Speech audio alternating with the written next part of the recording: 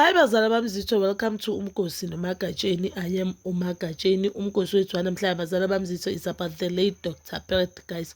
Dr. Pet washona this year late, I think it was July, the month of July, 2 weeks, second week of July washona, wabeka on the last week of July, if I'm not mistaken. I may be confusing weeks, but I remember it was July, guys. So Dr. Pet Marashona, there are people that were already paid to do surgery surgery yakhe, and obvious they didn't get that thing. So guys, there are people that they're demanding their money back, and it seems like the person who was working with you, Dr. Peth, I think PA yakhe or reception yakhe, is having a lot of problems because people, they want their money back. Guys, I did see they are saying abantu who wants their money back.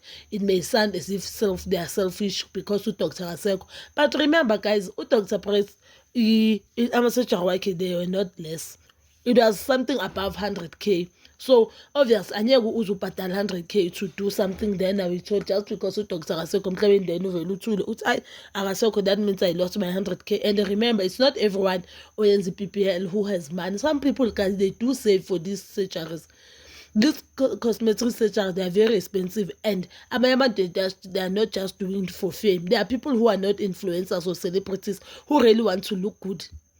You understand? So this money, we to save this money for 4 years. Then when we will finally pay the money, Dr. Sean, obvious, even number him, I want answers. Even if I know I wouldn't get 100% of my money, but at least 50% of the money. If the surgery was 140,000, at least bang that 70k. I wanna lie, I don't find them very selfish, but I feel like indlela abakhuluma ngayo, the manner of approach, and the person abademanda kuyi-man is the wrong person. Obviously uDr. Akasekho emhlabeni, and we don't know because there were allegations ukuthi uDr. Bekathatha idakamizwa. If uDr. wathatha idakamizwa, I do not think ukuthi uDr.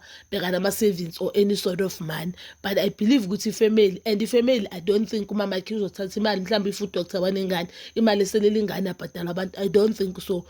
You understand? That is why, guys, I think this surgery kumele uye kwibhedlela enkulu whereby you know ukuthi if uDr. nje akasekho uzoyenza omunye udoctor, because now uDr. Pet bangasebenza yi-1 bangasebenzisani nomunye umuntu already imali yakho that means ifelele. And if the company, they are saying Tina, we can't pay you the money, umuntu was busy with some finances uDoctor, and uDoctor has already used the money, or uDoctor is no longer here, anyeke sakwazi ukusiza, there's nothing we can do. Unfortunately for you, that means ulahlekelwe 100,000.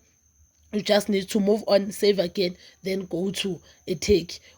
Unfortunately, in South Africa, a lot of doctors who are doing these things, the one I know of, about doctors who sebenza singly.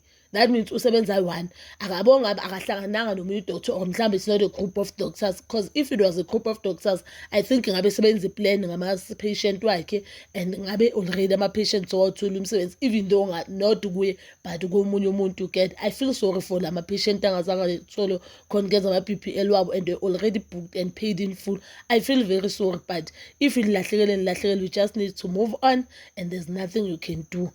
That is all for now. Bazala bami zitho, please don't forget to like, subscribe, share, and hit that notification button. Nginithanda ukuya nokubuya.